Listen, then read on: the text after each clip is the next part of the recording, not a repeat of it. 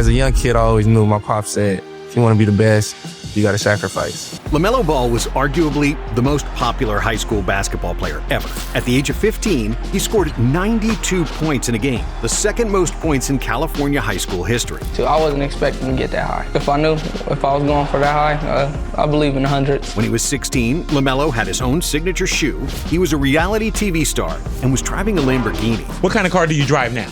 Lambo. And then, somehow, his life got even crazier as Melo became the youngest American professional basketball player of all time, signing a contract for a team in Lithuania. After that, he played in a league created by his father, only to return to high school for his senior year.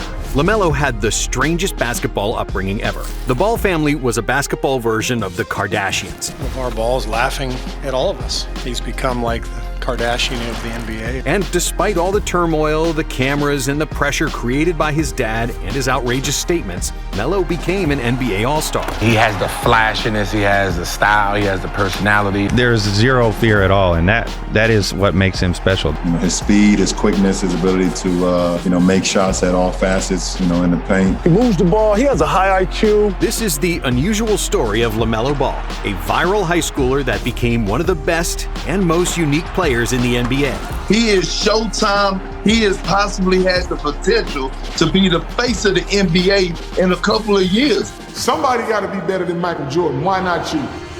And LaMelo's basketball journey started as soon as he could walk, as he was bred to be an NBA player. Everything is a plan for me. I said, once I have my boys, I'm having them close together. We only need 3. 1 on each lane and 1 down the middle. His father, LaVar, and his mother, Tina, both played college basketball. And LaVar's dream was for LaMelo and his 2 brothers, Lonzo and LiAngelo, to become NBA superstars. When LaMelo was 4, LaVar had him shooting with a regulation-sized basketball on a 10-foot rim. Well, really, when I was like 3, playing on like a 10-foot hoop.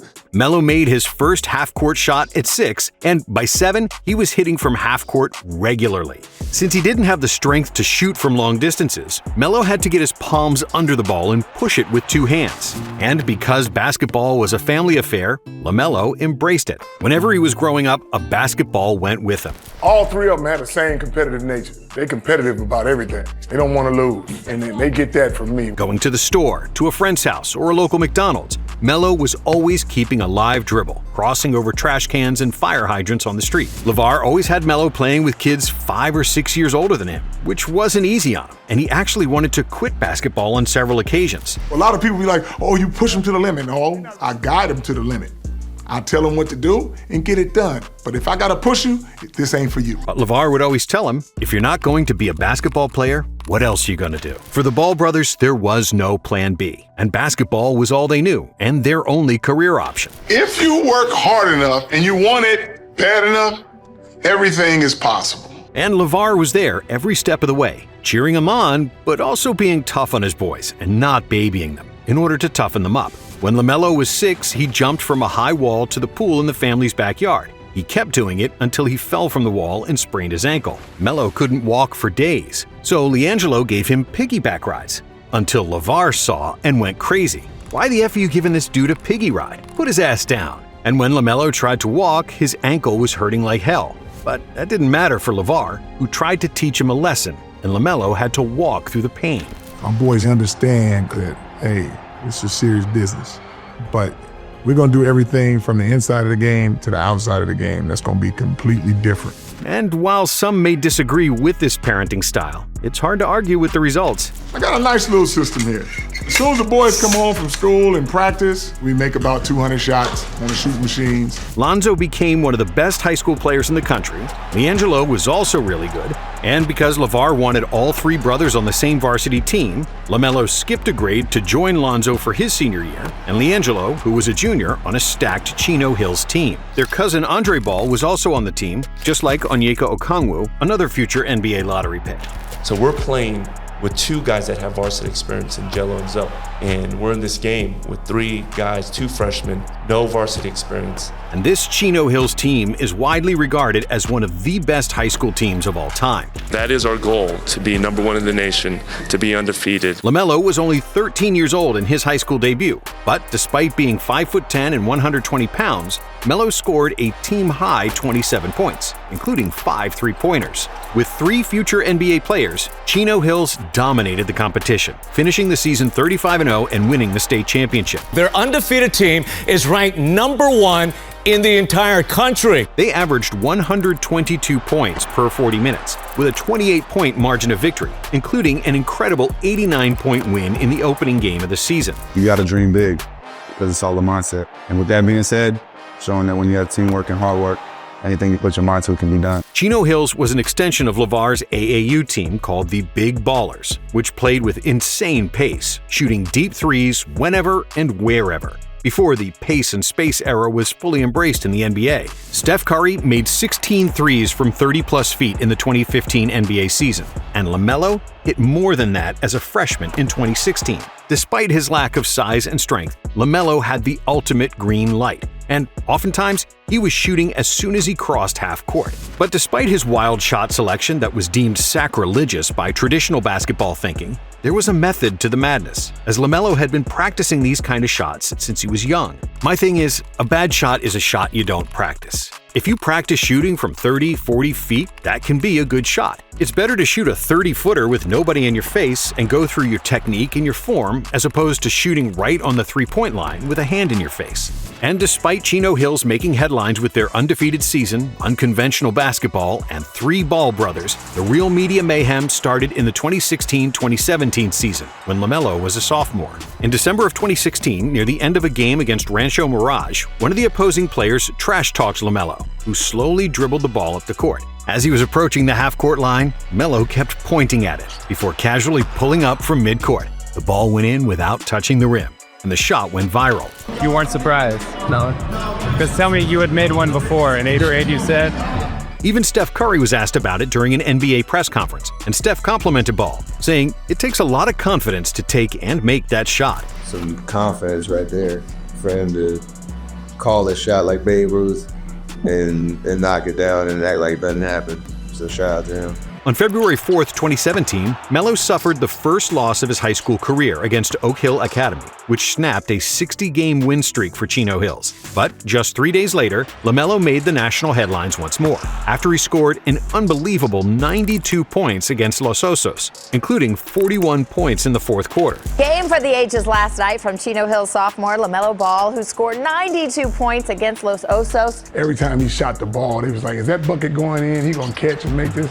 I've been seeing this from Melo since he's been a baby. It was the leading news on SportsCenter. And you're the lead on SportsCenter. At your age, did you ever think you'd be the lead on SportsCenter? No. And LaMelo's name was trending all over social media. But not all people were thrilled with his performance, as Melo was basically just playing offense against an inferior opponent, sometimes not even getting back on defense. You know, the kid was waiting at half court most of the game, never went back on defense. So I had a problem with it, to be honest with you, Charles Barkley said. Ball finished the season averaging 26.7 points and almost 10 assists per game, earning a selection to the sophomore All-American first team. Around the same time, his brother Lonzo was entering the 2017 NBA draft, and the LeVar era was in full effect. Lonzo should be number 1 because he's the only player in the draft that can make everybody else around him better.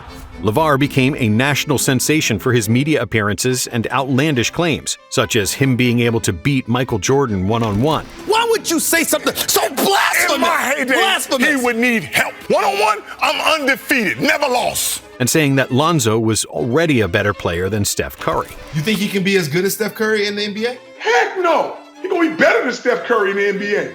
Steph Curry's pretty good, Mr. Ball. Steph Curry's really good. My son is young. He got time to go. Which seems crazy, but honestly, we could all benefit from having just a fraction of the self-confidence LeVar does. And that's why this episode of Nonstop is brought to you by BetterHelp. Even with the NBA season in full swing, it's important to spend time working on yourself and building relationships. We're so often focused on red flags we should avoid that we forget to look for green flags in our friends and partners. If you're not sure what a green flag looks like, therapy can help help you identify them, actively practice them in your relationships, and embody the green flag energy yourself. Therapy can have so many positive impacts on your life, like improved mental health, better self-awareness, and coping strategies for life's many challenges, like Mavericks fan still recovering from Luka being traded. No! God, please, no! No! It's also great for strengthening relationships, because we all have that friend who won't stop talking about it being their team's year to win it all. So, if therapy sounds like something that could be good for you, give BetterHelp a try. It's entirely online, making therapy affordable and convenient. And they serve over 5 million people worldwide. With BetterHelp, you'll have access to a diverse network of more than 30,000 credentialed therapists with a wide range of specialties. And you can easily switch therapists anytime at no extra cost. So, discover your relationship green flags with BetterHelp. Visit BetterHelp.com/nonstopsports to get 10% off your first month. That's BetterHelp, HELP.com/nonstopsports. Capitalizing on his son's success on the court, LaVar launched Big Baller Brand, a sports apparel company that started selling basketball shoes priced at $495. Now everybody's talking about the price tag, $495. I wouldn't pay $495 for the greatest Michael Jordan shoe. It turns into a joke with the price tag. So I'm not going to do all the work for 20 years and be like, hey, you know what? I did all the hard work. Now y'all go ahead and make as much money as you can off my boys. During the spring and summer of 2017, LaVar Ball was inevitable, creating headlines seemingly by the second.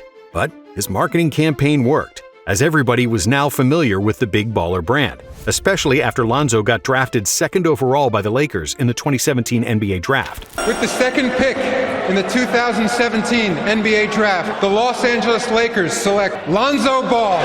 Trying to tell you, I knew this was happening before it was happening. When did you get this hat made?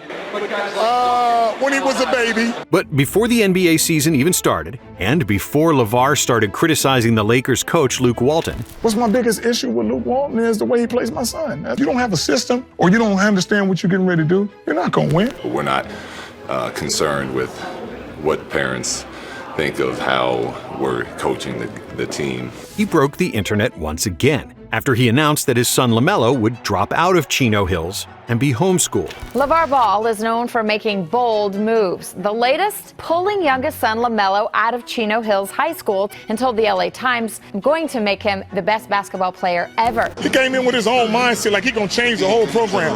I told him we lost 3 games in 3 years. Come on, man, what are you bringing to the table? He wasn't happy with the Chino Hills coach Dennis Lattimore, saying that he treated Melo like he's just another one of the guys, nothing special, which didn't sit too well with LaVar. And then, several weeks later, another shock. LiAngelo and LaMelo Ball, the younger brothers, have agreed to 1-year pro contracts for a team called Vitatus. We don't even know if they can play Division I basketball. He keeps making objectively terrible decisions. This is great. This is awesome.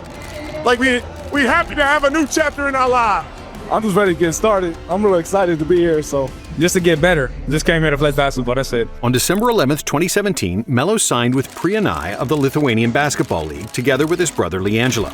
And I always tell people this, man, sometimes you have to take a step backwards to shoot forward. LaMelo thus became the youngest American to ever sign a professional basketball contract. If you have a passion to do something and you happen to get paid doing it, you're winning. And a few months earlier, in August of 2017, LaVar, LaMelo, and the rest of the Ball family started filming their own reality show, named Ball in the Family. And it's safe to say that LaMelo dropping out of high school and moving to Lithuania was largely influenced by the show, creating the necessary drama that reality TV requires. What LaVar Ball has been able to do is nothing short of miraculous. He has talked his way into being not just a national, but an international celebrity.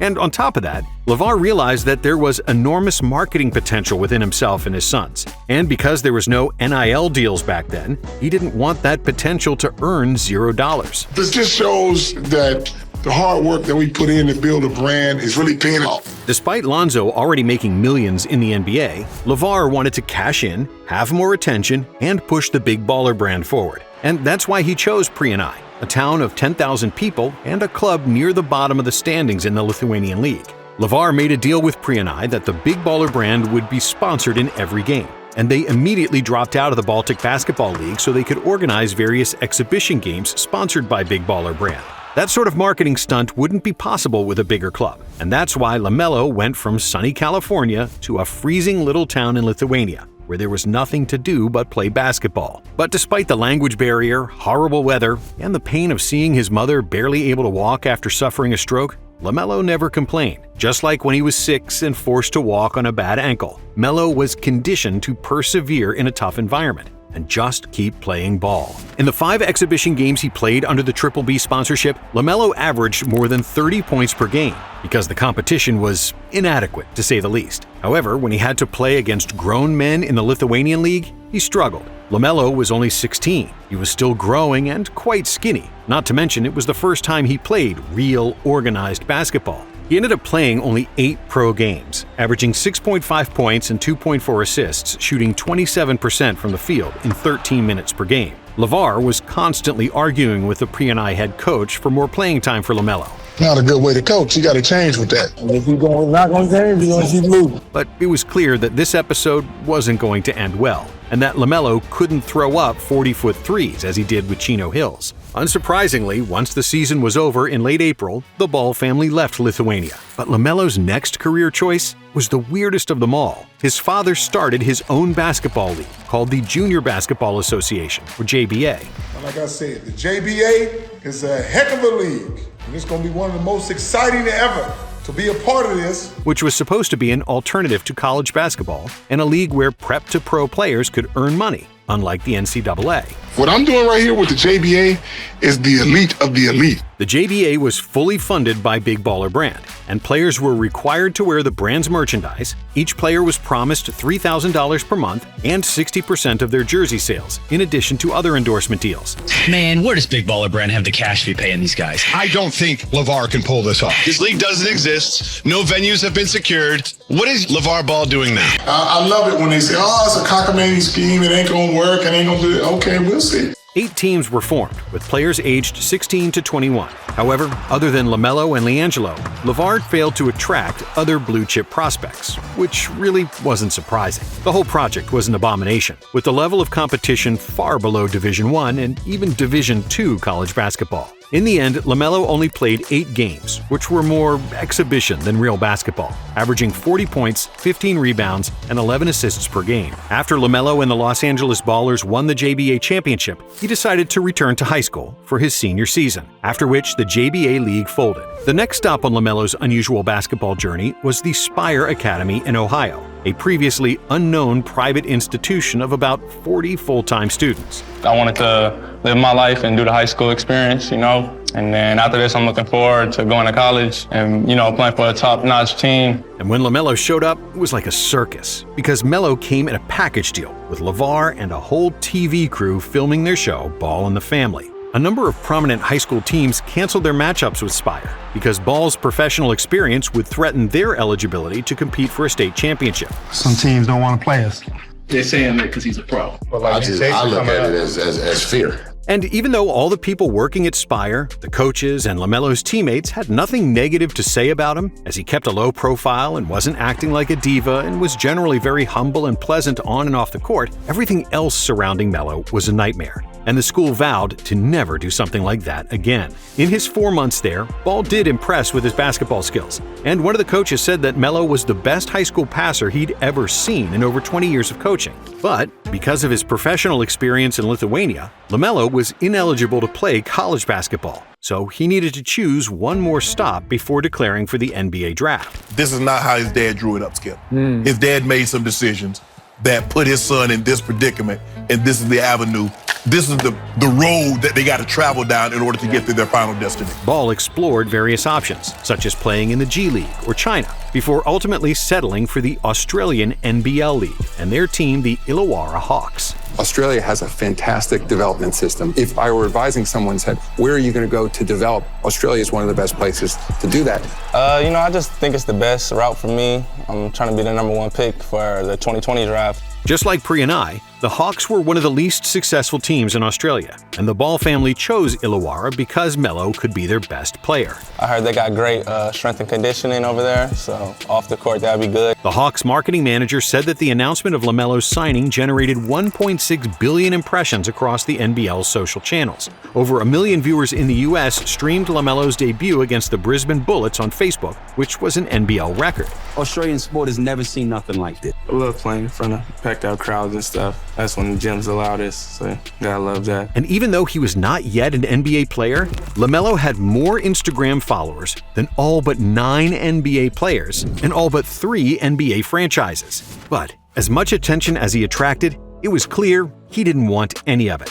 He didn't want to shoot scenes for Ball and the family, just like he didn't want to move to Lithuania or play in the JBL. He just wanted to play basketball. But on the other hand, LaMelo loved his father and didn't want to go against the family. And when the NBL season started, it was clear that those couple of years without proper coaching and the lack of meaningful competition left a hole in Melo's game. He had a bad shot selection and his shooting mechanics were broken, as Ball was still shooting the way he learned as a child, pushing the ball away from his chest instead of releasing it above his shoulders. He's got the weirdest, funkiest three-point shot. It's like this, some kind of a two-hand push. He's got to be able to make 40% of his threes if he's going to be an NBA superstar someday. And he's not there yet. Also, his legs were flailing, his whole body contorted when releasing the ball, and the results weren't great, as LaMelo was one of the worst shooters in the NBL. Another bad trait for Melo was poor defense, not fully understanding the concepts of team defense and not playing with enough effort on that side of the ball. He socially distances on defense where he he just doesn't care. But playing freely without restrictions all his life had its upsides. Because he was able to experiment and play off instincts without fear of being benched, Melo's ball handling and passing was off the charts. Since he dribbled a ball every day since he was 4 years old, Melo had the ball on a string. And there was almost nothing defenders could do for LaMelo to lose his dribble. I always had it when I was a kid. Just always flashy passes that's accurate and stuff like that. And because LeVar had encouraged him to make full-court passes and push the ball in transition, LaMelo was now comfortable finding teammates in the tightest spaces, throwing bounce passes on the move with either hand, and successfully connecting on full-court lob passes in transition. Ball played with flair and fearless audacity that you simply can't teach. And because he also grew to 6'7", despite all the turmoil and drama created by his father, LaMelo became a serious contender for the #1 pick in the draft. I know I worked for this a lot. Started playing since I was 3, so it's just my dream, man. Apart from his size and natural talent, LaMelo proved to be extremely humble, a great locker room guy who's always upbeat and smiling, and a hard worker, which are highly valued intangibles for a top pick. Towards the end of the NBL season, it was clear how much LaMelo had been working on his shots, as his legs weren't flailing anymore and his accuracy improved. LaMelo! This guy is putting in the hours to get better. However, due to an injury, his career in the NBL was cut short, and Ball ended up playing only 12 games for the Hawks, during which he averaged 17 points, 7 rebounds, and 7 assists per game, shooting 38% from the field. But his time in Australia was extremely beneficial, because NBA general managers could finally see him play against real competition, and he went from a projected second-round pick to a consensus top-ranked player. The whole NBA is talking about LaMelo Ball right now. His basketball IQ, his feel, his positional size, all high level. He is a potential #1 pick. He seems to have all the skills at 6'7", 6'8"? LaMelo Ball is the guy that NBA scouts are going to be traveling across the globe to watch. He got a style of play that's so unique to where he makes everybody go. He's the most popular and the best guard. How you don't go #1? If you want your franchise, you got to put people in them seats. And when the 2020 NBA draft rolled around, LaMelo was selected 3rd overall by the Charlotte Hornets. With the 3rd pick in the 2020 NBA draft, the Charlotte Hornets select LaMelo Ball from Chino Hills, California. Pretty much what my mind said just growing up. I always figured I was top 3. Can't tell you why. Just how God made me, I guess. And he and Lonzo became the first set of brothers to both be drafted in the top 3 of the NBA draft. But when the season started, LaMelo wasn't a starter. And in his NBA debut, things didn't go so well. LaMelo missed all 5 of his shots and ended up scoreless in 16 minutes of action. He plays a grand total of 16 minutes last night, and while he was on the floor, he looked lost to me. And the haters started saying that he was a fraud who couldn't shoot and that his brand of basketball would never translate to success in the NBA. But after just 2 weeks, those haters had to eat their words. In the 10th game of the season, LaMelo posted 22 points, 12 rebounds, and 11 assists. And at the age of 19 years old and 140 days, he became the youngest player in NBA history at the time to get a triple-double. I'm doing what I love. I mean, I've been doing this ever since I was 3, so it comes quite easy to me, for real. Then, after a 27-point, 9-assist performance against Milwaukee, LaMelo finally became a starter 6 weeks into the season. And it became clear that he should have been starting all along. That group is a dynamic group, and they like playing with each other, and so far the results have been good, so I'd expect that to continue, Rick, absolutely. With 15.7 points, 5.9 rebounds, and 6.1 assists per game, Ball won Rookie of the Year in a landslide over Anthony Edwards. One of one, all of that, so I feel like it just fits me, and it's who I am, for real. Those numbers look even more impressive when you factor in that due to the pandemic, Ball was rushed into his rookie year without Summer League and without a proper training camp, barely knowing his teammates and coaches. But during the summer between his rookie and sophomore season, LaMelo finally had a proper offseason, which he spent building up his body in the gym and making 1,000 shots per day, which proved to make a huge difference in his sophomore season. Ball averaged 20.1 points, 6.7 rebounds, 7.6 assists, and 1.6 steals per game, while shooting 39% from 3, which secured him a nod to the All-Star team. And apart from the numbers, what jumped out was his style of play, playing on pure instinct, making passes that only a handful of other players would even attempt, let alone make. Charlotte's head coach, James Borrego, compared Melo's creativity to Manu Ginobili and the relationship he had with Greg Popovich. I think of Pop often in how he handled Manu and how he coached him over the years. I use that in how I coach Melo. What makes him special, competitive, and a winning player? You have to let that ride. It's going to drive a lot of your culture and how you play. It's instinctive, it's competitive. It's, in some ways, unteachable. Manu took years off Pop's life, but Pop would say that in those moments, he was more alive than ever. I feel the same way about Melo. The Hornets finished the 2022 season with 43 wins, their first winning season in 6 years, but it wasn't enough to make the playoffs. Still, Melo proved his world-class potential, and it was only up for him and the Hornets from there, right? Wrong.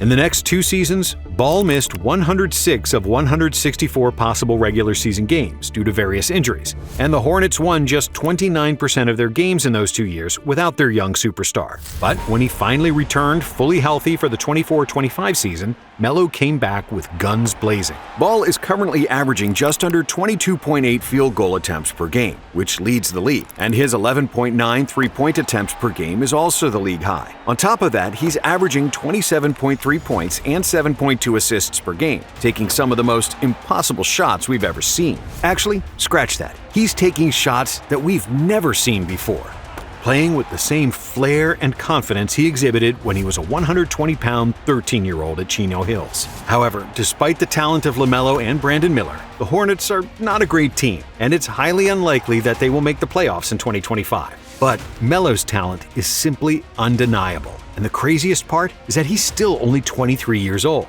LaMelo's confidence can easily be mistaken for arrogance, and his nonchalant playfulness for a lack of focus. But that's not the case at all. Ball's progress is visible with every new season, and he's proven to be a hard worker who loves to be coached and doesn't like losing. His defense will probably never be elite, but it doesn't have to be, considering his immense offensive output. LaMelo's a 6'7" passing savant with one of the deepest bags in the NBA. And if he manages to draw more fouls and finish through contact, it will improve the overall efficiency of his game, unlock more passing lanes, and then he'll truly become unstoppable. And honestly, some credit has to be given to LeVar, because despite his theatrics, most of his prophecies came true, as 2 of his sons became top-tier point guards in the NBA. But our main goal was to make sure that the boys play against the best in the world and become the best in the world. Yeah, and you accomplished it. Yes. Most definitely. Thanks for watching. And if you like this video, we have another one for you right here.